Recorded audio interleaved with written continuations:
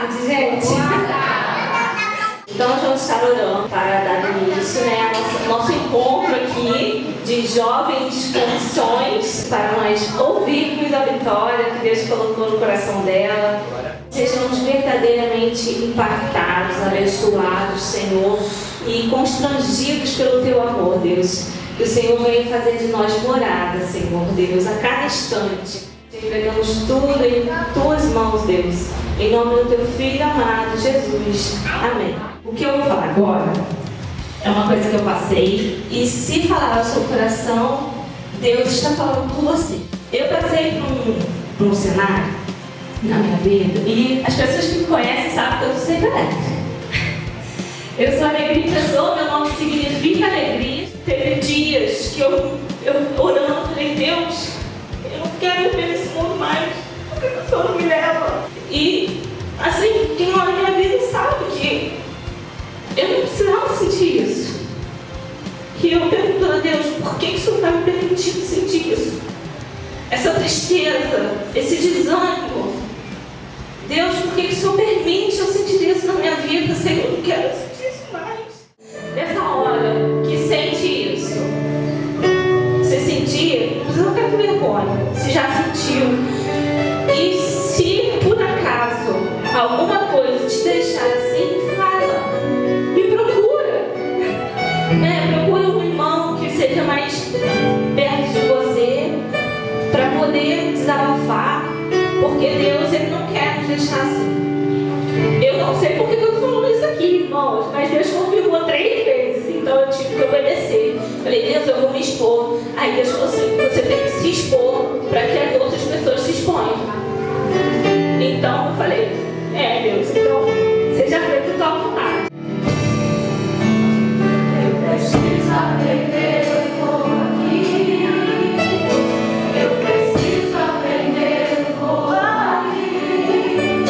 Eu preciso aprender mais de Deus, porque Ele cuida de mim.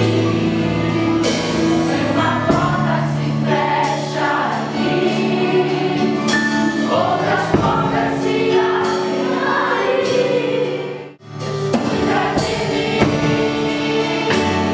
na sombra das suas asas. Deus cuida de mim. Eu amo a sua casa. Deus cuida de cada um aqui.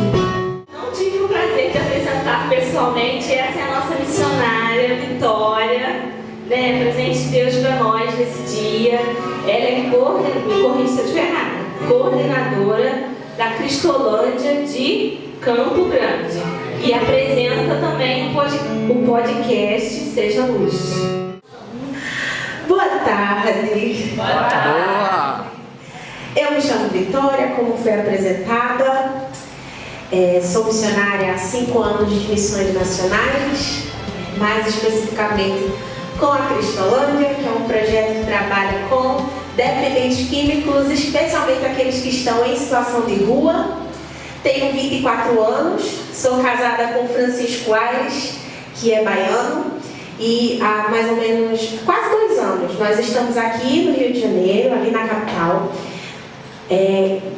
coordenando uma Cristolândia, que é uma das fases que a gente trabalha com essas pessoas que desejam sair da dependência química. Mas à noite eu vou contar mais sobre o projeto, sobre como funciona, tudo que a gente tem feito. Mas esta moça, quando falou comigo durante a semana, ela falou assim, Vitória, fui desafiada, estou aqui empolgada. Eu fiquei assim, Senhor, tem misericórdia da minha vida. Porque eu estou empolgada, porque nós queremos fazer um movimento à tarde, antes do culto. E eu queria que você trouxesse uma palavra sobre... para falar com os jovens da igreja, com alguns irmãos. E aqui estou eu. Temerosa com a tamanha responsabilidade. Mas, antes de contar sobre tudo que o Senhor tem feito através da minha vida, eu preciso contar o que Ele fez em minha vida, antes de fazer através de mim. Então, eu me chamo Vitória, tenho 24 anos. Meu sotaque denuncia, obviamente, eu não sou do Rio de Janeiro. Acho que ninguém percebeu, né? Claro que não. Mas eu sou cearense. né? Nasci em Fortaleza, Ceará. Meus pais, apesar dos meus pais serem cariocas, eles saíram daqui, se conheceram no Ceará, ficaram por lá, porque a terra, enfim, né, é bonita. Então resolveram ficar por lá nasci eu, meus irmãos. Cresci, minha mãe se converteu, meus pais, meu pai não é convertido, minha mãe logo após o casamento conheceu a Cristo, se converteu, e ali minha mãe começou a dedicar a sua vida para o serviço do Senhor. Então eu acho que eu não me recordo de uma mulher mais serva de Deus do que a minha mãe. Assim, minha mãe era aquela pessoa. Eu lembro que quando nós chegamos na igreja que eu sou até hoje, minha mãe é o Ministério Severino, certo? Minha mãe, ela faz tudo o que tiver que fazer na igreja, também faz. É varrer o chão? É varrer o chão. É decorar para a festa? Ela decora para a festa. É fazer jantar para o jantar da igreja?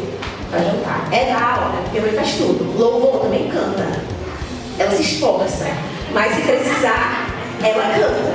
Então, eu cresci desde nova, vendo a minha mãe trabalhar.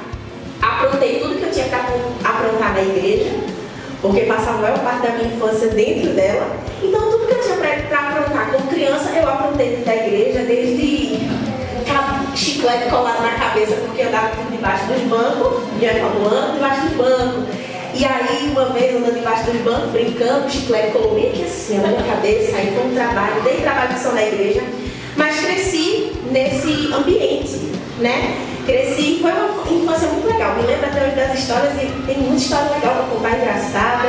Hoje a gente ri, mas um dia a gente chorou, brigou. Mas cresci nesse ambiente. Então, logo muito cedo foi me envolvendo nos ministérios da igreja, né? Fazendo tudo que fosse. Aprendi que minha mãe servia. Então, eu já cresci com assim, precisa de alguma coisa? Vamos fazer. Então, com 6 anos eu lembro que eu entrei no Ministério de Coreografia. Aí, com um pouquinho maior, depois eu descobri que eu cantava. Só que alguns ministérios da igreja, para você participar, na igreja tinha que ser batizado, tinha que fazer parte da membresia e tudo mais. E aí, quando eu completei 13 anos, eu falei assim, bem, eu canto, eu sei ensinar, então eu tenho que me batizar para poder participar desses ministérios. Na minha cabeça não passava a necessidade da conversão. Na minha cabeça eu já era realmente cristã, porque assim, cresci na igreja, faço tudo dentro da igreja, estou envolvida em todos os ministérios possíveis, ainda que indiretamente, porque também está em tudo. Então, na minha cabeça não existia essa necessidade de conversão. Na minha cabeça eu era crente, eu só precisava me batizar. Me batizei com 13 anos. Então, com 13 anos eu fui inserida em todos os ministérios possíveis da igreja. Então, eu dava aula para as crianças pequenas, na EBD, dava aula para as igrejas do culto à noite. Eu fazia teatro, eu cantava, eu estava em tudo. E fui crescendo com esse convívio, né? Então, eu estava muito tempo na igreja, sempre nesse convívio. Cresci assim, no meu período de escola também, mas eu não tinha um relacionamento verdadeiro com Jesus Cristo. E isso logo mais na frente foi se revelando. Eu lembro que quando eu terminei meu ensino médio, eu sempre pensei na possibilidade de fazer faculdade. Eu queria muito fazer uma faculdade federal, porque eu falava assim, é uma oportunidade que ninguém da minha família ainda teve. Então eu queria muito. E Deus presenteou meus pais e nos presenteou. Estudei numa escola boa, fui bolsista, consegui bolsa numa escola boa de Fortaleza. Então tive uma base muito boa, fiz a prova do Enem. Logo no meu primeiro ano, terminei o ensino médio, fiz a prova do Enem. Passei na faculdade que eu tanto queria, na Federal. Publicidade e propaganda, era o meu sonho. Eu sempre fui tagarela. Eu sempre, desde pequena, sempre fui tagarela. Decorava todos os comerciais possíveis da TV com os meus irmãos. Sempre fui apaixonada pela área da comunicação. Quando cresci, falei assim, fazer publicidade, tem tudo a ver comigo. Passei na faculdade de comunicação social, publicidade e propaganda na Universidade Federal do Ceará. Logo que terminei o ensino médio. Quando eu cheguei na universidade, eu me deparei com um cenário que eu nunca tinha visto, porque eu cresci dentro de um ambiente de igreja, então eu nunca tinha coisas que eu nunca tinha visto com meus próprios olhos. E quando eu cheguei lá, que eu me deparei com aquela situação, eu disse assim, gente, as pessoas vão pra festa, as pessoas bebem, as pessoas usam drogas, as pessoas se prostituem. Só que na minha cabeça, criada dentro da igreja, minha cabeça era assim, nossa, todo mundo que faz isso vive muito mal. É uma coisa horrível, as pessoas sofrem o tempo todo. E quando eu cheguei na faculdade, que eu vi as pessoas indo para as festas, as pessoas bebendo, usando drogas, a galera aparentemente estava muito feliz, muito bem, obrigada. E aí na minha cabeça eu falei assim, mas vem cá, por que me disseram que eu não posso fazer nada disso? Se disseram que Jesus é tão bom e dá alegria, por que as pessoas fazem o que dizem que não é para fazer e ainda assim são felizes? E aquilo começou a despertar no meu coração algo que estava adormecido, que era a vontade de viver o mundo, né? E era um negócio que já existia dentro de mim. Se eu não era crente, só que eu aprendi a ser religiosa. Então, eu aprendi a religiosidade. Eu aprendi que eu tinha que ir para a igreja, eu aprendi que eu tinha que ler a Bíblia, eu aprendi que eu tinha que ir para a escola dominical, eu aprendi que eu tinha que ir para a sala dos jovens. Mas eu não havia aprendido sobre salvação, eu não havia aprendido sobre o perdão que Jesus me oferecia. Então, obviamente, quando eu cheguei na faculdade, tudo aquilo foi muito tentador para mim. Eu fiquei assim, nossa, as pessoas são tão felizes, né, aqui, livres. A visão que eu tinha era essa, as pessoas são livres. E aquela liberdade me cativou, assim, de um jeito que eu falei assim, tá, então eu vou começar assim aos poucos. Comecei a fui para uma festa, bebi um negócio aqui, outro lá. Quando eu vi, eu já estava fazendo tudo o que eu sempre tive sonho de fazer e ficava ali escondido dentro do meu coração. E ali eu me perdi, e ali eu descobri que eu não era crente em coisa nenhuma. Ali eu descobri que eu não era crente. Então foi um período de descoberta. Eu descobri que, na verdade, eu estava perdidinha da Silva. E nesse período bastou um ano. Bastou um ano para destruir tudo aquilo que eu havia feito e construído na minha vida. Então, perdi muito tempo na faculdade. E eu lembro da minha conversão, foi exatamente por conta disso. Eu cheguei nesse ano, caminhando para cima e para baixo, fazendo tudo o que eu queria. Eu era pessoa, sempre fui uma pessoa comunicativa, na faculdade não era diferente. Eu era conhecida, eu era popular, todo mundo onde eu passava sabia quem era a Vitória, porque a Vitória era a pessoa que falava com todo mundo conhecia, e não sei o quê. E sempre gostei de redes sociais, então eu era uma pessoa extremamente conhecida nas redes sociais da minha faculdade. E ali, só que nunca senti tanto vazio no meu coração como naquela época. De fazer tudo o que eu queria fazer e ainda assim sentir que no meu coração eu precisava de mais. Uma satisfação que nunca chegava no ápice. E assim foi com a bebida, e assim foi com a maconha, e assim foi com as festas, e assim foi com o convívio. Eu sempre precisava de mais, sempre de mais, sempre de mais. Até chegar um dia, eu nunca mais esqueço desse dia. Eu estava numa festa e os meus amigos da igreja sempre cuidaram muito bem de mim, muito bem de mim. Eu lembro que quando eu comecei a viver essa vida, a minha igreja nunca me abandonou. Minha igreja, pelo contrário. Nossa, os irmãos penaram comigo um pouquinho, viu? Porque eu lembro que os meus amigos da igreja, toda sexta-feira era dia de calorada, dia de festa na faculdade. E eu sempre gostei de sair, mesmo antes de festa. Então, meus amigos da igreja, depois de convertida, eu descobri que eles marcavam saídas que eu gostava de fazer para que nas sextas-feiras eu não estivesse na faculdade nas festas, mas eu estivesse com eles. E eles cuidaram muito bem de mim, sim. Foram amigos que o Senhor, foi uma igreja que Deus colocou na minha vida para cuidar de mim nesse momento muito difícil. E eu tinha pavor e raiva da igreja, mesmo sendo a igreja que cuidava de mim. Mas, pasmem, eu aprendi tanto sobre religiosidade que eu não faltava um domingo em culto. Eu ia, falava mal do pastor, falava mal dos irmãos, reclamava, ficava com cara feia, mas eu não deixava de ir. Não deixava de ir, porque cresci com esse convívio. Então não tinha um domingo que eu faltasse à igreja. Aprontava a semana toda e domingo estava lá. E os irmãos nunca viraram as costas para mim, pelo contrário, né? Mas precisei ser afastada dos ministérios da igreja, né? Logo não estava mais envolvida, eu também nem queria mais estar, não queria mais envolvimento. Mas os meus irmãos da igreja penaram, porque eles iam atrás de mim na faculdade. E aí no meio da semana, eu lembro uma vez que eu estava assim no meio da semana bebendo, minha amiga me achou, me catou do bar, falou assim, você vai sair daqui agora. E eu lembro que eu me senti tanta raiva dela, tanta raiva. Eu falei assim, você tá louca, me deixa ver minha vida, fica se metendo naquilo que eu quero fazer. Mas isso hoje eu entendo como era o cuidado de Deus, separando pessoas que amavam o Senhor e sabiam que aquilo não era vida para se viver para ninguém, para mim também não. Até que um dia, um domingo de manhã, depois de um EBD, o meu líder de louvor, que não era mais meu líder, que eu não estava mais no ministério, ele é professor de vôlei, joga vôlei, então o cara é bem baixinho, né? Tem 1,97 de altura. E aí ele é muito alto. E nesse dia ele falou assim, eu quero conversar com a senhorita. Eu falei assim, tá bom, ok, né? Aí ele me levou para uma sala infantil da igreja.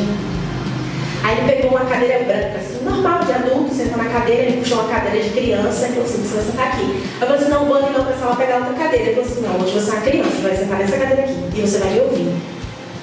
Aí eu falei, ok, eu não vou brigar com um desse tamanho.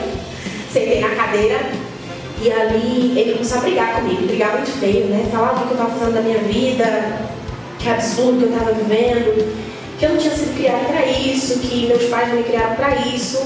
E ali naquele momento, não magicamente, foi o Espírito Santo mesmo de Deus. Eu entendi tudo que eu já tinha lido na Bíblia. Ali ele falando ali um monte de coisa. Eu nem estava mais ouvindo o que ele estava falando. Naquele momento, claramente eu entendi. Cristo morreu na cruz para perdoar os meus pecados. Foi claro, como se exatamente os meus ouvidos tivessem sido destampados, os meus olhos tivessem sido abertos. Eu ficava assim, ele falando, brigando, bravejando na sala. E eu assim, Cristo morreu para perdoar os meus pecados. Que doideira, Cristo morreu para perdoar os meus pecados. Eu não preciso disso. Foi muito claro para mim, naquele momento, naquele domingo de manhã, muito claro e certo. Eu não preciso disso. Cristo morreu para perdoar os meus pecados. Ali, eu me desaguei a chorar. E o Ariel, que era meu líder de louvor, achava que eu estava chorando porque ele estava brigando comigo. Tempos depois eu falei assim, então Ariel, você lembra daquele dia? Então, ali foi a minha conversão. Ali, eu entendi o sacrifício de Cristo.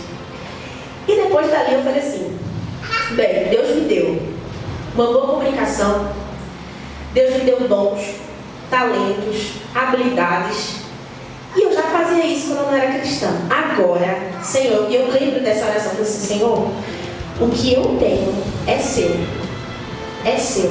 O que o Senhor quiser fazer comigo, eu estou aqui, porque eu não quero mais viver da forma como eu vivia, porque eu experimentei e tentei viver uma vida do jeito que eu queria e não deu certo.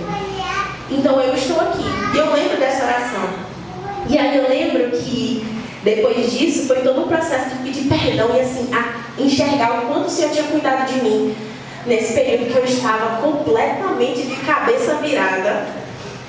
E como eu percebi o cuidado da minha igreja ali naquele momento. E como eu fui acolhida quando eu pedi perdão. Quando eu falei assim, pastor, eu estava completamente errada, pastor, me perdoe.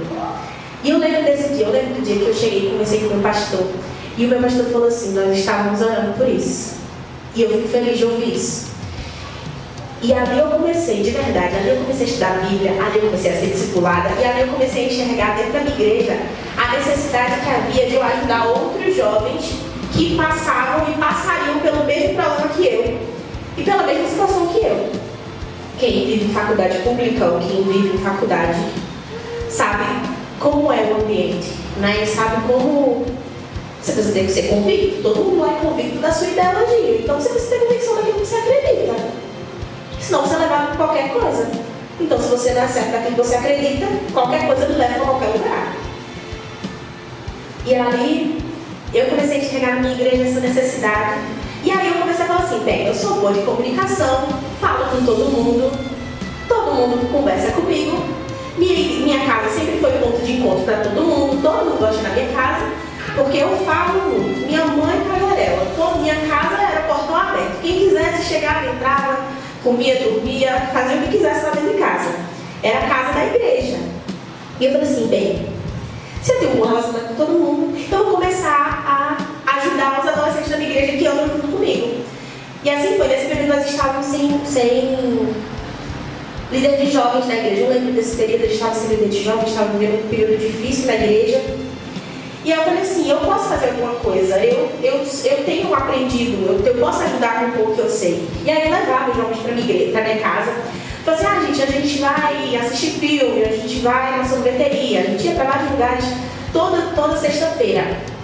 Eu juntava a galera na minha casa. Eu gosto de bagunça, assim, vamos bagunçar. E aí sempre rolava um momento que a gente começava a contar sobre a nossa semana. E aí a gente falava sobre a palavra, a gente orava junto. E ali nasceu um grupo de discipulado dentro da minha casa, assim, de maneira natural. Foi natural. A gente conviveu tanto, a gente compartilhava tanto que ali nasceu realmente um lugar de discipulado. E a gente começava, era um ambiente que a gente tinha de segurança para compartilhar sobre o que a gente vivia, para falar sobre a palavra, para contar sobre os momentos difíceis. E como eu vi o Senhor operar ali dentro da minha casa, em momentos despretensiosos, para eles eram despretensiosos, porque eu falava assim, eu fui cuidada, e eu preciso cuidar de outras pessoas, porque eu fui cuidada. E o Senhor Deus nos fez muito, nos abençoou muito ali naqueles encontros na minha casa. E foi muito bom, mas eu continuei falando com o Senhor, Senhor, eu estou aqui.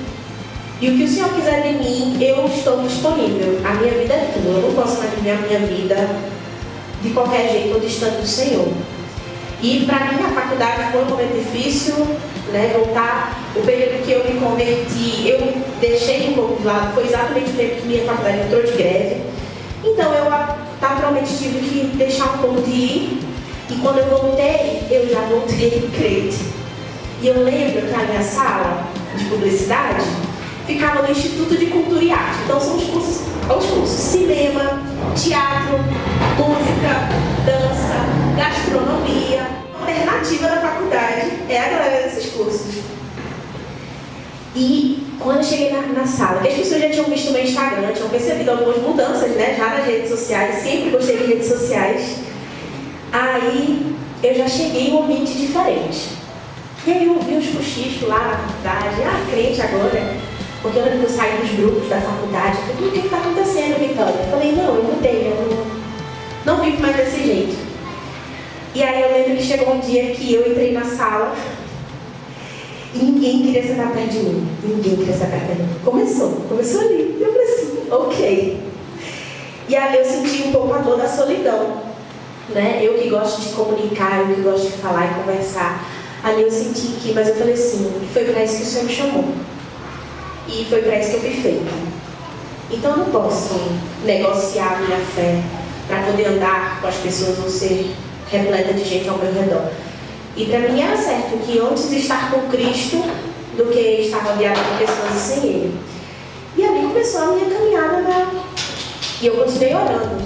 E eu lembro que eu fui para um evento em fevereiro, se chama Consciência Cristã na Paraíba.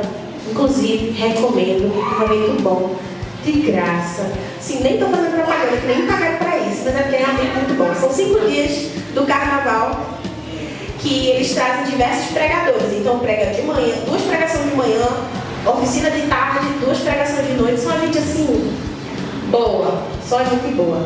E aí fui para esse evento, carnaval. E eu lembro que eu escrevi no meu caderno de oração, Senhor, eu preciso de um direcionamento teu. O que eu faço da minha vida? E eu lembro que eu escrevi isso e eu escrevi mais uma vez. Senhor, eu estou aqui. Isso em fevereiro de 2017. Passou-se o tempo, fevereiro, escrevi aquela oração. Em julho, eu fui para um evento chamado Despertar, que é um evento da Juventude Batista Brasileira para vocacionados, para a juventude, para falar sobre vocação. Foi uma caravana do Ceará para lá, um ônibus cheio de gente, e a gente foi também. E nossa, que evento legal, porque eu lembro, eles botam vários estandes de vários projetos missionários no evento. Então você conhece projetos de missões mundiais, projetos de missões nacionais, projetos das localidades, dos estados. Você conhece assim uma infinidade de projetos missionários e o tanto de coisa que tem para ser feita. E eu olhava e falava assim, caraca, faz muita coisa. Tem muito trabalho que eu nem imaginava que tinha. Eu falei assim, nossa, quer dizer que tem gente lá com os ribeirinhos na Amazônia, quer dizer que tem gente no sertão, quer dizer que tem gente nas Cracolândias.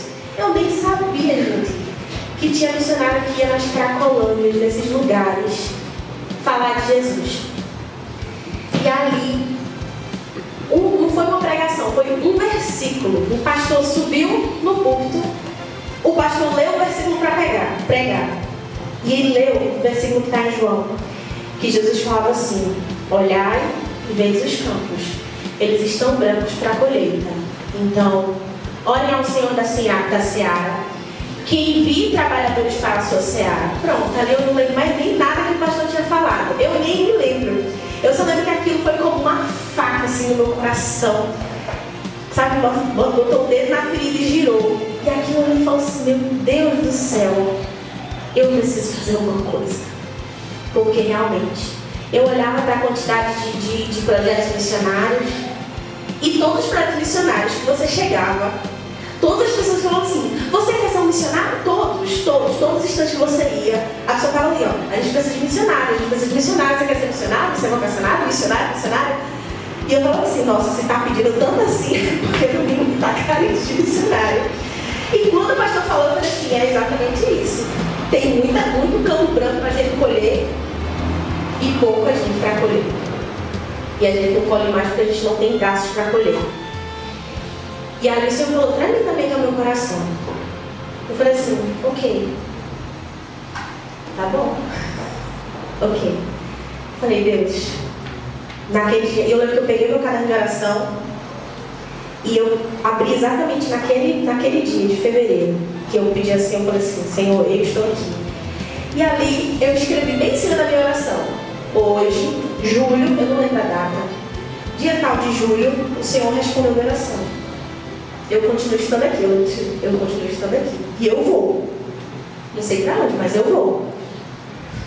E ali conheci a Cristolândia, conheci o Novo Sorriso da Amazônia, conheci projetos que são de fora de missões nacionais, projetos denominacionais, uma série de projetos. E a minha oração começou a ser assim, Senhor, o que eu faço? Tem muita coisa para fazer, o que é que eu faço? E o Senhor me levou a pensar sobre a Cristolândia e sobre os povos que são excluídos sociais. Porque eu lembrei da minha cidade. E Fortaleza é uma cidade extremamente turística. E lá nós temos uma praça que fica bem no centro da cidade. E a praça não é muito grande, mas é uma praça considerável, mas nós temos cerca de 150 pessoas morando nessa praça. Se é que a gente pode chamar de morar, porque não é morar, ninguém mora na rua. As pessoas estão lá, naquela praça, vivendo ali. Famílias, criança, homem, mulher, adolescente, ali, naquele lugar. Vivendo ali no meio da praça. As pessoas passando e as pessoas vivendo ali.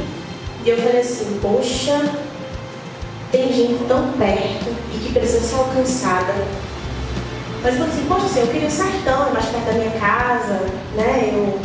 Eu já, quando eu me converti, eu comecei a ir nas minhas férias para alguns lugares do sertão, algumas igrejas para ajudar com o EBF, com o trabalho com criança. Eu falei assim, poxa, eu podia ir para o sertão. E aí o Senhor falava assim, excluídos sociais. Excluídos sociais. Eu falei assim, eu vou fazer o quê, pelo amor de Deus? Nunca trabalhei com essa situação de rua, não sei como funciona a dependência química, não tenho o que fazer lá. Nesse mesmo congresso. E olha que eu era uma pessoa extremamente cética quanto a isso. Nesse mesmo congresso, esperando o ônibus para levar a gente para a última noite, a gente estava lá no grupo, esperando o ônibus passar, na avenida lá, não sei o que, na Paraíba não, no Rio Grande do Vixe, esqueci agora, João Pessoa, esperando lá o ônibus passar, aí é na Paraíba, né? É a capital, né? E eu sou do Nordeste, veja que vergonha. E aí, o ônibus não passou, o ônibus atrasou, a gente ficou sabendo que ele ia passar daqui a 1 hora. Então a gente fica aqui esperando o ônibus passar. E aí chegou um homem, ele estava muito bêbado. E ele chegou perturbando, ele não chegou assim, ele chegou perturbando todo mundo. E ele cutucava um, cutucava outro, e o povo fazia assim. Ou então virava de costas para ele. E aí ele ficava perturbando todo mundo. Aí a galera, lógico, né, fazia assim. Não, deixa ele aí, tá perturbando todo mundo, tá querendo dinheiro, não sei o quê. E a galera virava as costas, não sei o quê. E eu aqui no canto, olhando tudo, né? Eu nem tava nem me ligando o que estava acontecendo. Só reparando, mas não passava nada pela minha cabeça. Aí esse beijo deste homem, chamado Cristiano, hoje eu sei o nome dele, veio na minha direção. Aí quando ele chegou na minha frente, ele falou assim, ô moça, abra a Bíblia pra mim ler. Eu falei, oxi. Todo mundo parou. Aí falei assim, logo eu. Ok, abri a Bíblia, li com ele, conversamos, ele me contou a história da vida dele, me contou o nome dele. E ali foi muito claro para mim que o Senhor, quando Ele tinha me chamado para fazer a obra dele, é porque Ele era o dono da obra. E eu não tinha capacidade. Era claro para o Senhor que eu não tinha capacidade, mas que Ele faria a obra, né? A obra era dele. Nossa, quando o ônibus chegou, eu mal consegui subir. Eu não lembro, gente, eu não lembro de muita coisa. Eu lembro que na minha cabeça estava assim, ó, o Senhor que faz a obra, o Senhor que faz a obra. E aqui, olha, pense, meu juízo saiu queimando dali, naquele evento. Meu juízo saiu queimando, porque foi muito claro para mim. E eu entendi naquele momento que eu realmente não tinha capacidade, eu realmente não tinha estudo suficiente para cuidar de dependentes químicos, que eu não conhecia a realidade, mas o Senhor, que era o dono da obra, me capacitaria para fazer o trabalho. Falei, ok, mais uma vez. E não foi nada, não foram decisões fáceis. Hoje eu conto com muita alegria no coração, mas eu me lembro que eram sempre assim, foi custoso, porque eu tinha falado para Deus que eu queria fazer. Mas quando Ele quis me tirar da minha casa, Ele quis me levar para outro lugar, aquilo começou a me quebrar. Porque eu falei, poxa Senhor, eu estou aqui fazendo o teu trabalho, eu disse que seguiria, mas tem que ser para tal canto, tem que ser para longe. Eu tenho que sair daqui, eu tenho que deixar a minha igreja, eu tenho que ir para outro lugar, por quê?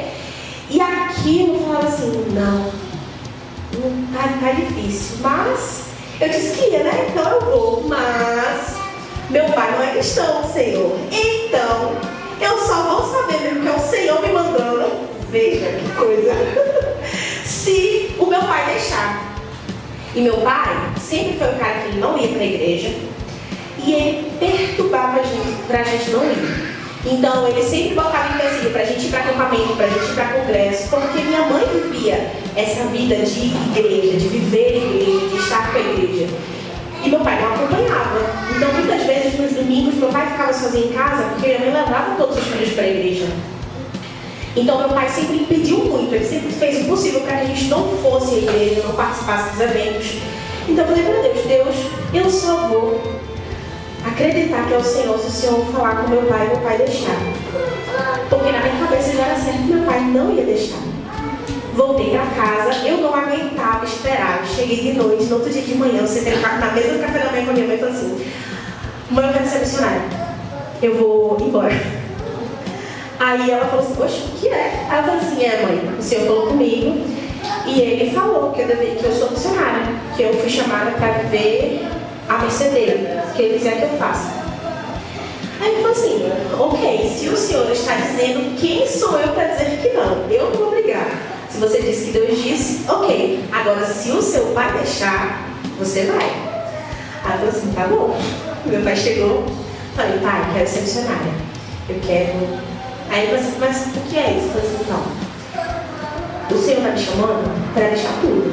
Então eu vou ter que largar a faculdade, largar o meu estágio que eu estou fazendo, sair de casa e cuidar, trabalhar na Cristolândia, que é um projeto que trabalha com dependentes químicos e pessoas em situação de rua. Meu pai falou assim, tá bom.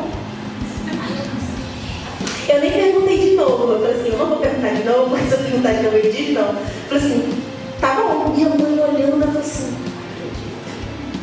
eu falei, tá bom, então assim, olha, então eu já entendi, Senhor, eu entendi, pra mim foi muito claro, eu não vou mais perguntar nada, eu vou me organizar pra sair. E assim foi, né? Uma semana depois, meu pai sentou para conversar comigo, então, Vitória, eu fui pego de surpresa, na verdade, tem como reaver, eu acho que você podia terminar essa faculdade, pois, pai, não tem mais jeito, o senhor já falou que sim, eu já fiz minha inscrição, já estou me organizando para ir, não tem mais jeito. E ali foi todo o processo de me preparar para sair e ir para o campo, isso com 19 anos. E assim foi, com 19 anos eu saí de casa, vim para cá no Rio de Janeiro para fazer o treinamento do Radical Cristolândia. E o projeto é que eu ficasse com o projeto Radical, ele dura um ano, né? Você faz um treinamento de 2 meses na Cristolândia, você faz um treinamento de 2 meses e você fica um ano no campo. Então a ideia era essa. Então meu pastor estava preparado para passar um ano, né? Os irmãos falaram, daqui a um ano você volta, não sei o quê. Quem sabe você volta já com o noivo. Eu falei, meus irmãos, volto sim. Na minha cabeça eu realmente voltaria. Mas durante o meu período na Cristolândia, o Senhor falou que eu não voltaria a coisa nenhuma. Que eu só sairia da Cristolândia se fosse para um outro lugar, trabalhar ainda para Ele. Mas isso foi aprendido a duras penas, não foi fácil não. Depois, se eu tiver mais tempo, eu conto para os irmãos o processo que foi. Mas chegando na Cristolândia, eu percebi que eu realmente não sabia fazer nada. Meus irmãos, eu percebi que eu não sabia fazer nada. Eu cheguei na Cristolândia em Madureira. Lá eles atendem pessoas em situação de rua. Então, de terça a sábado, eles abrem os portões, a galera em situação de rua vai lá pra dentro, toma café, almoça. E eu cheguei no meio do atendimento, cheia de mala, sem conhecer nada. Quando eu entrei, um cheiro horrível, um cheiro forte de sujeira. Missionários desenvoltos, sabe? Trabalhando, fazendo trabalho, como se tivesse nascido pra isso. Eu falei assim, eu não sei fazer nada disso. Eu não sei evangelizar. Assim, meu Deus do céu, o que eu tô fazendo aqui? Assim, mas tô aqui, não tem como voltar. Guardei minhas malas. E foi um processo de 2 meses, assim, que o Senhor só falava assim, você não sabe fazer nada, você tem que aprender tudo. Eu falei assim, ok, eu não sei fazer nada mesmo, percebi que eu não sei fazer nada. E foi um treinamento intenso para mim, poder enxergar o que eu nunca tinha enxergado. Eu nunca tinha, apesar de ver tanta gente em situação de rua, eu nunca tinha parado para conversar e conhecer a história de ninguém, como eu conhecia de Cristiano naquele dia. Eu nunca tinha parado para perceber que uma pessoa em situação de rua, não é porque ela está em situação de rua que ela não chora, que ela não sofre, que ela não sente dor, que ela não tem traumas. Pelo contrário, ela chora muito, ela sofre muito, ela tem muitas dores, ela tem muitos traumas. E eu nunca tinha parado para pensar nisso. Então eu achava que eu chegaria, eu ia falar de Jesus e estava tudo lindo, a pessoa ia se converter e pronto. Mas não. Era bem mais delicado. E era bem mais trabalhoso do que só você sentar e falar assim, Jesus fala em João 3,16, porque Deus amou o mundo e aí a pessoa vai se converter. Não. O cara tá com fome. Passou a madrugada acordado, porque de madrugada não se dorme na rua, porque é perigoso. Então vai dormir quando está todo mundo acordando.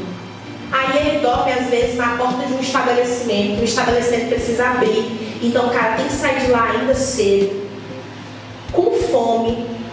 Usou droga a noite toda. Chega de manhã.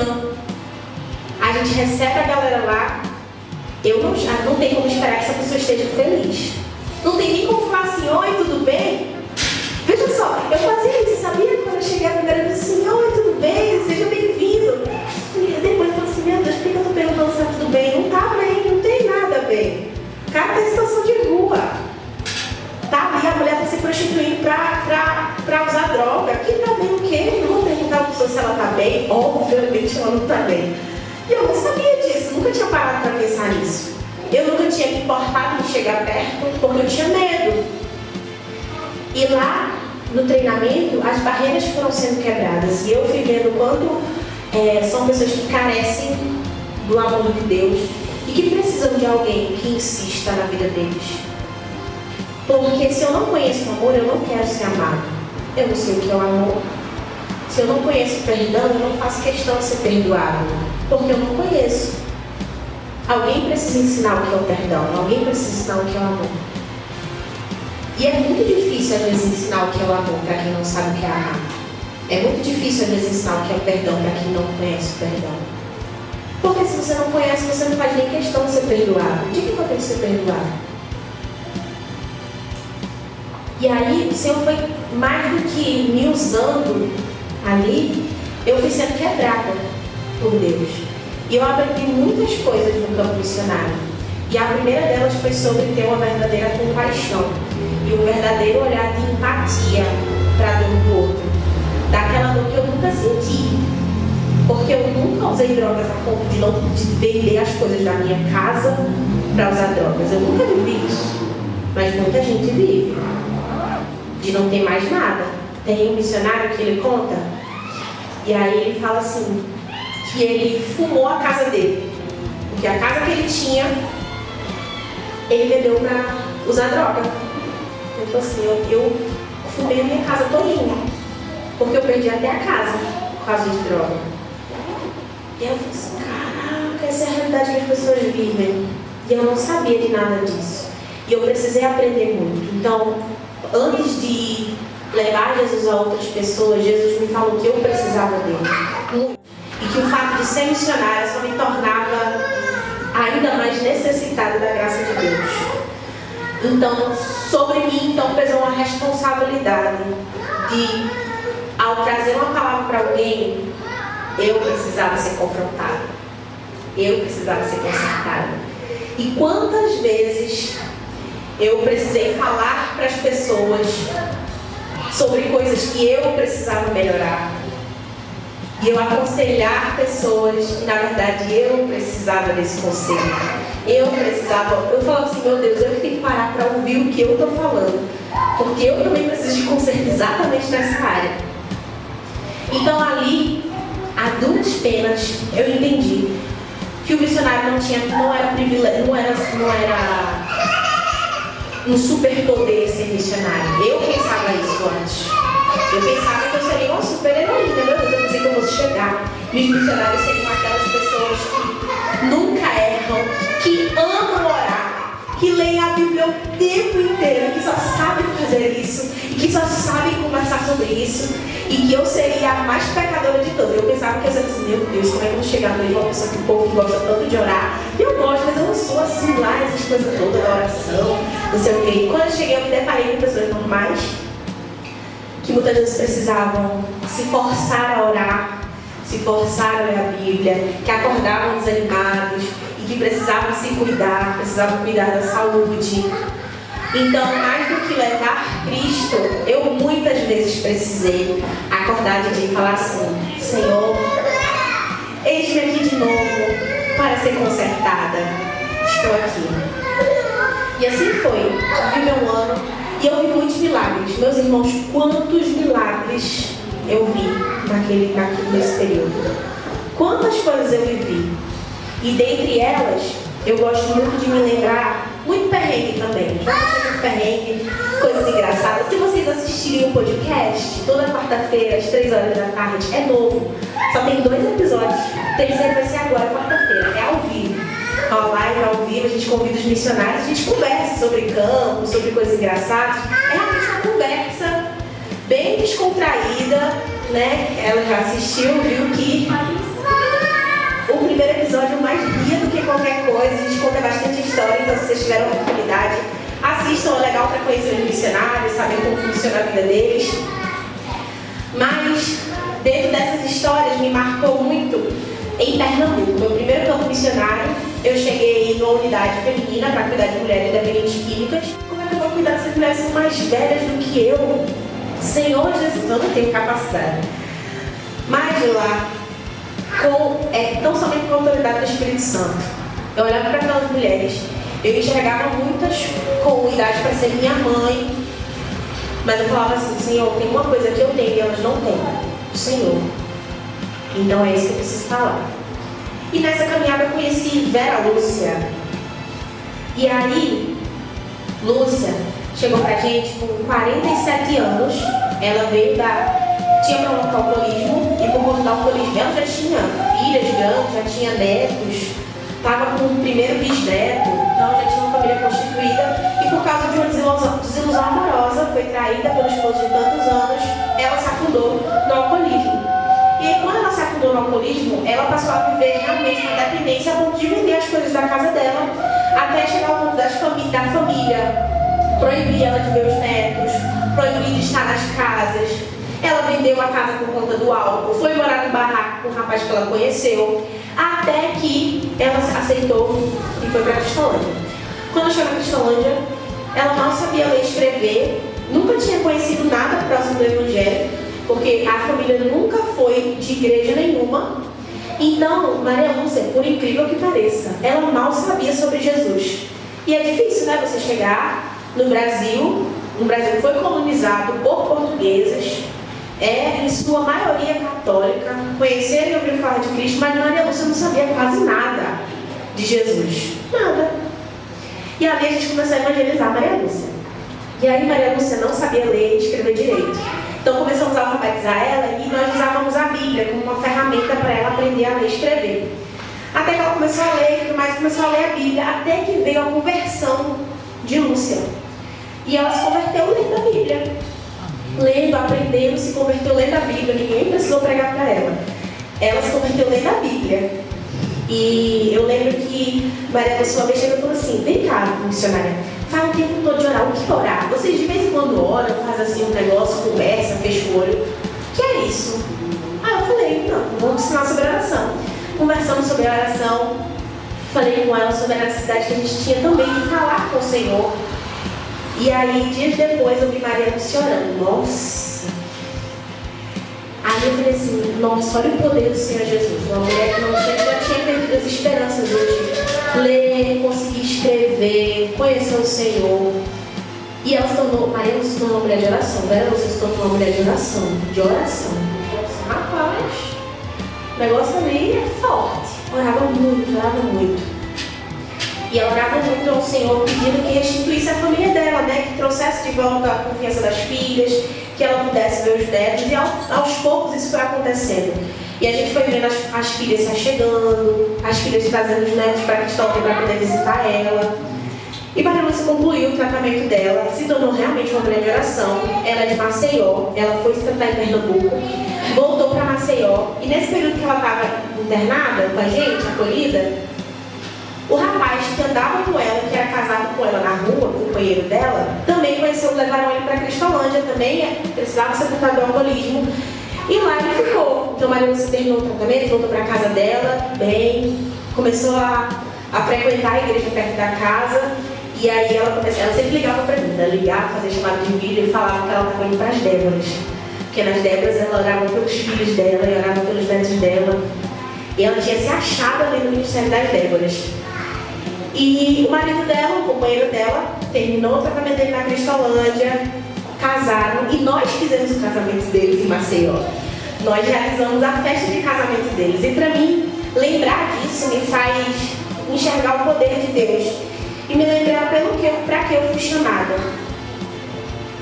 Para ser um instrumento.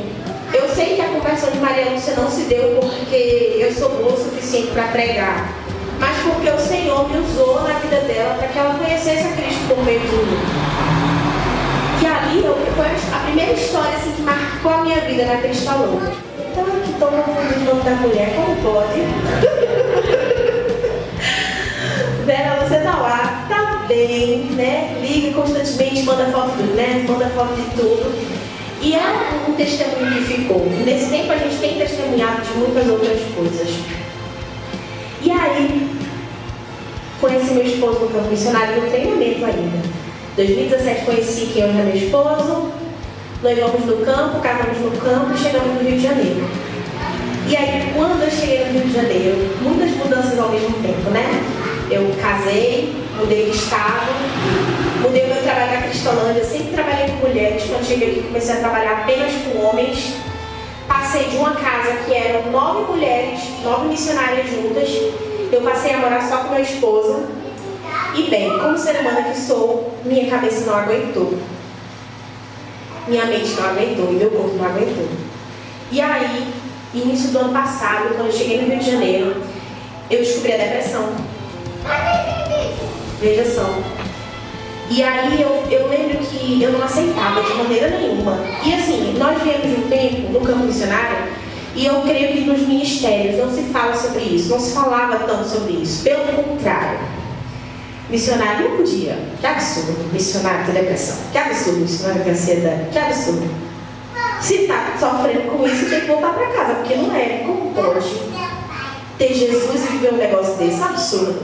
Então, quando eu comecei a não querer mais ir trabalhar, chorar por tudo, não ter mais força, eu sou uma pessoa extremamente animada, eu sou ligada na tomada, que meu esposo fala assim: tá bom, chega, hora de dormir, acabou, vá, desliga, onde é a tomada que desliga? Porque eu sempre fui ligada nos 220. E aí começou a acontecer, eu não conseguia trabalhar, eu não conseguia fazer as coisas. E aí na minha cabeça falou assim: é impossível, como pode? Eu amo meu trabalho, eu tenho certeza do meu chamado, eu amo o Senhor Jesus, mas eu não sinto nada. A sensação que eu estava anestesiada. E aí li um livro, nada me consolava naquele momento, nada. Fiz, graças a Deus, Missões Nacionais, é uma agência missionária que cuida dos seus missionários. Então, No campo, eu descobri o Cuidado Integral do Missionário, que é um programa de missões nacionais que trabalha com voluntários que possam cuidar dos missionários nos campos, seja com a área da saúde, seja com atendimento psicológico, seja levando um missionário para passear, seja oferecendo a sua casa para receber um missionário para descansar, várias opções. E ali eu comecei a ser acompanhada por um psicólogo, comecei a fazer aconselhamento pastoral, porque é uma coisa que às vezes a gente está no campo e às vezes você se sente sozinho, porque você deixa sua família. Eu cheguei no Rio de Janeiro e não conhecia ninguém. Eu só conhecia meu esposo. Eu não conhecia ninguém. Eu trabalhava o dia todo, minha vizinhança não conhecia. A cultura carioca é muito diferente da do Nordeste, então sofri por isso. Sofri, infelizmente, por ser nordestina. Então, muitos irmãos e muitas igrejas fecharam as portas, porque eu sou nordestina, porque eu sou mulher. Então, é uma coisa que eu não esperava. Então, muitas coisas se juntaram ao mesmo tempo e eu não consegui. Eu realmente sucumbi. Mas eu não aceitava, porque eu achava que era um absurdo. Como pode uma pessoa que ama Jesus Cristo viver assim? E aí, eu lembro que meu esposo falou assim: Vitória, tem um livro para você ler. E o livro se chama Depressão de Spurgeon. E eu comprei o livro, e o livro vai falar, não foi Spurgeon que escreveu, mas foi escrito sobre ele, sobre a vida dele. E contava sobre Spurgeon, que foi conhecido como o príncipe dos pregadores e foi responsável por, assim, números enormes de conversões nas suas pregações. E o livro conta que Spurgeon descobriu a depressão com 20 e poucos anos. No início do seu ministério, Spurgeon descobre a depressão. E há muitos anos atrás, Spurgeon escolheu falar sobre isso nos seus sermões. Em diversos sermões, Spurgeon cita a pesada tristeza que o acompanhava onde ele fosse. E ele cita diversas vezes no livro várias passagens de sermões de Spurgeon. E Spurgeon fala que escolheu se expor porque ele sabia que a doença que ele tinha não era falta de Deus, mas era uma doença que podia cometer qualquer um e que o Senhor não deixava de usá-lo por conta disso. E ler aquilo foi como um conforto para minha alma. E eu lembro de uma frase que ele escreve, que repetem no livro, que foi de um dos sermões dele, e ele fala assim: não importa se você sente a ausência, mas parafraseando, né? Assim, não importa quão grande seja a sensação de ausência de Deus na sua vida, Deus não é medido pela sua sensação. Apesar de você não sentir, Ele continua segurando você com seus braços fortes. Mais ou menos isso que ele fala. Nossa, como aquilo foi um alívio para o meu coração. Porque ele descreveu exatamente a sensação de você ter tudo e sentir que não tinha nada. Como pode?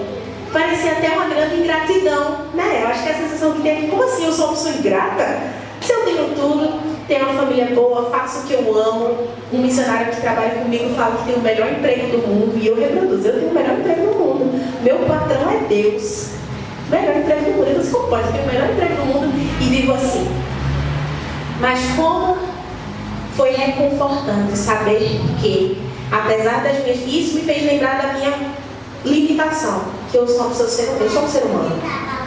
E que, independente do que eu faça e onde eu esteja, eu sou um ser humano.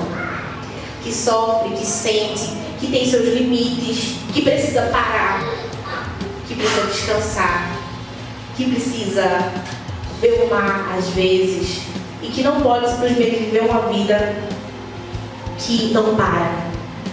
Porque eu não sou Jesus. Eu sou só a serva dele. E existe uma diferença entre eu e Deus. Ele é ilimitado. Eu não sou. E ainda que eu não tivesse pecado, no Éden, quando Deus criou Adão e Eva, eles já eram limitados. Ainda que sem pecado, eles eram limitados. Eles precisavam comer, eles precisavam descansar, porque eles eram seres humanos. Ainda que Adão e Eva não tivessem pecado, eles tinham suas limitações. Então isso difere nós do nosso Deus. É a primeira coisa. Antes de existir pecado. E isso me foi lembrado nesse momento de grande aflição. E ali, mais uma vez, o Senhor me quebrou.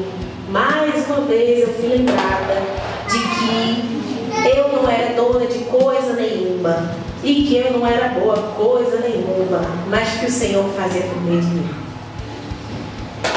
Então, aceitei aquilo que me cabia, me cuidar.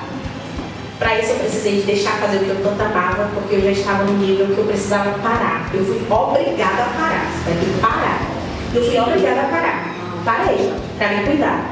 Então nesse período de cuidado, Deus foi muito gracioso comigo, porque Ele me cercou de, apesar de estar me sentindo muitas vezes solitária no campo por estar longe da minha família, Deus me presenteou com família, Deus me presenteou com psicólogos, Deus me presenteou com cuidado. Então quando eu menos esperava, o Senhor separou para mim famílias em todos os lugares. E onde eu chegava era muito bem cuidada.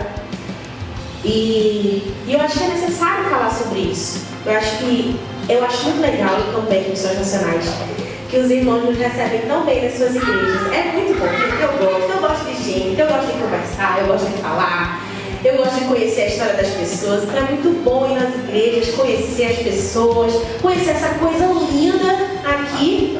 Você é muito lindo. E sabe, até esqueci, a dele até me desconcentrou, me desconcertou de tudo lindo que essa criança é. Sim, e aí eu esqueci o que eu queria falar.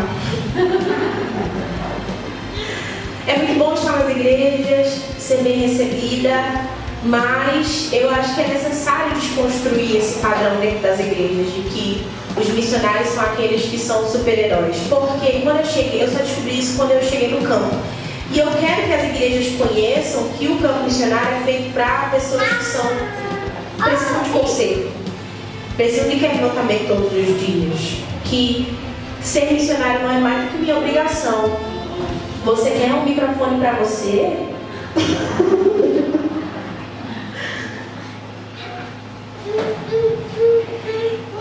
Ser missionário não me faz melhor, né? Mas é tão somente o que a Nalzira fala.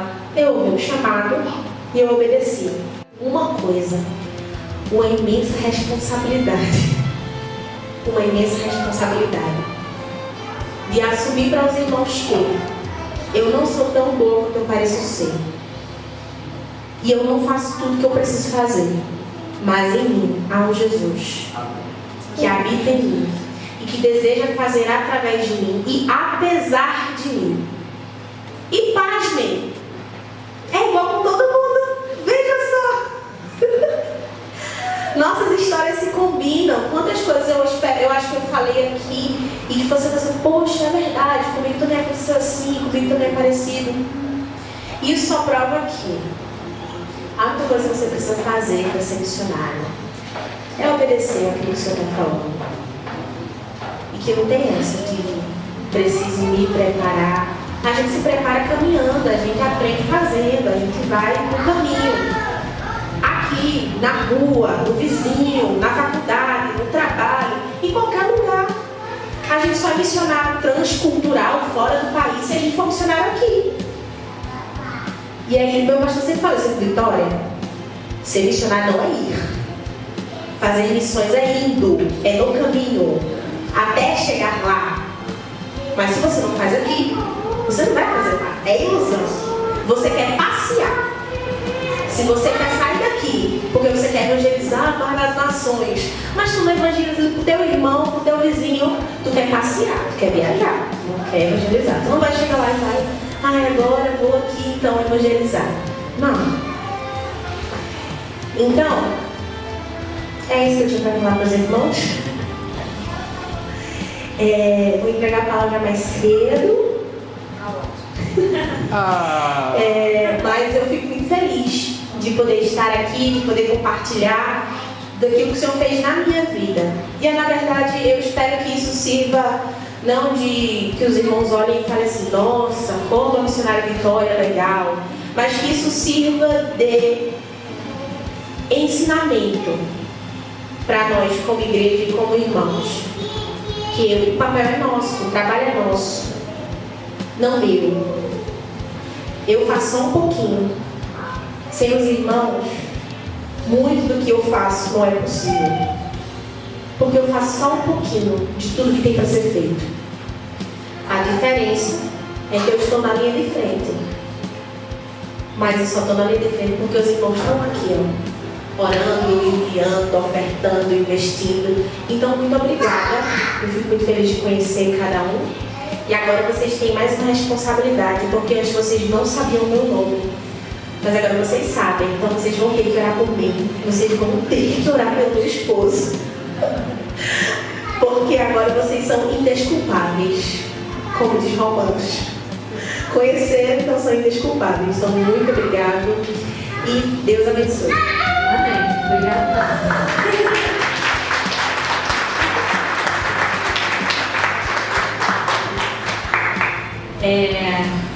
O irmão Décio pontuou ali, muito pontuado ali, que eu já tinha até esquecido, que a gente vai ouvindo, né? E agora é a hora das perguntas, Vitória. Podcast. A gente vai fazer um mutirão do podcast aqui agora. Legal. Eu queria saber, acho que o Décio vai ser o primeiro, né? A fazer a pergunta. Mas depois do Décio, se alguém quiser fazer alguma pergunta, tá? Vida financeira, minha irmã. A gente usa, né, dessa colocação muito pertinente que Deus provê.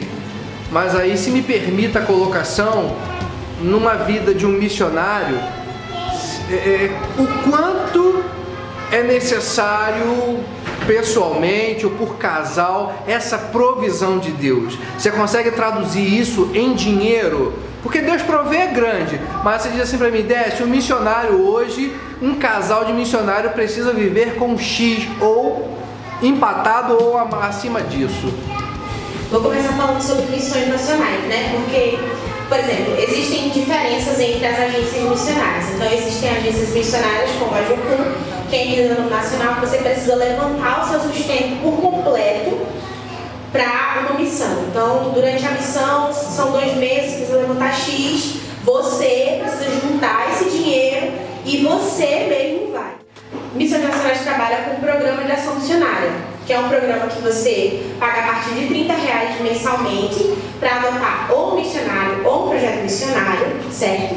E esse valor é investido no sustento desse missionário. Como? Seguinte, cada missionário tem um custo, certo? Esse custo diz respeito a aluguel, a água, luz, ao seu salário, ao plano de saúde. Então, por exemplo, um casal missionário, ele tem um custo de R$5.000 para missões nacionais. Por quê? Porque missões nacionais não tem só o missionário no campo. Tem os projetos e tem o seguinte, existem missionários que estão no campo e não conseguem levantar um PAN de R$5.000. Então, o que acontece? Tem missionário que tem R$6.000 de PAN. Então, esses R$1.000 que estão sobrando vão para onde? Para o missionário que não tem. Por exemplo, só que assim, isso é para um missionário de carreira, que é aquele missionário que ele é integralmente para missões nacionais, assina um contrato lá e é missionário de carreira. A gente fala que é um missionário de longa temporada em missões mundiais, por exemplo. Ele vai ficar bastante tempo. Ai, que susto. Tá tudo bem.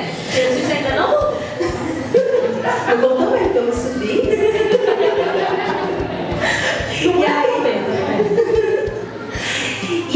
Mas aí existem os projetos radicais. Como funcionam os projetos radicais? Você doa 1 ano da sua vida para viver no campo missionário. Na Cristolândia, por exemplo. Na Cristolândia, quando você vira um missionário radical, o missionário radical ele precisa levantar um X de PAN, mas o missionário radical não recebe valor físico para ele. Mas em compensação ele não paga aluguel, ele não paga água, ele não paga internet, ele não paga nada. Porque tudo é do projeto. A gente mora no projeto e vive de tudo que tem lá. Então a alimentação tem lá, a água tem lá. A gente não precisa gastar com o que é básico. Tudo a gente tem, porque a gente tem no projeto. Então tudo é revestido para o sustento do projeto. Terminou o ano radical. A pessoa quer continuar. Missões Nacionais vai investir na vida desse missionário e ele vai se tornar um missionário em formação. Que é aquele missionário que entende que ele quer viver o seu tempo todo aqui como missionário, e a Missões Nacionais vai investir nesse missionário. A gente precisa levantar um total de PAN de R$800 para o missionário de formação, porque a gente recebe uma bolsa no valor de R$754. Então sempre precisa ser um valorzinho a mais do que a gente recebe. A gente precisa levantar esse valor, 800, e aí a gente recebe como missionário de formação R$754, que é um valor que não é para a gente se sustentar, porque como Cristolândia a gente continua morando no projeto, a gente continua não tendo que pagar as contas, e aí a gente recebe para investir nos nossos estudos. Mas aí o que acontece? Eu resolvi casar. Quem casa precisa de uma casa. Então, a gente precisa levantar mais um valor X de PAN, de pessoas que adotem a gente, para que a gente pague o nosso aluguel. Então, eu precisei levantar aí quase R$2.000 de PAN para que eu tivesse o meu aluguel pago. Então, Missões Nacionais pagam o aluguel, porque eu tenho parceiros que pagam para Missões Nacionais, e Missões Nacionais cuida de toda essa parte do nosso aluguel. E aí, agora eu estou terminando a faculdade, a gente quer a nossa contratação como missionário efetivo, e a gente precisa levantar um total como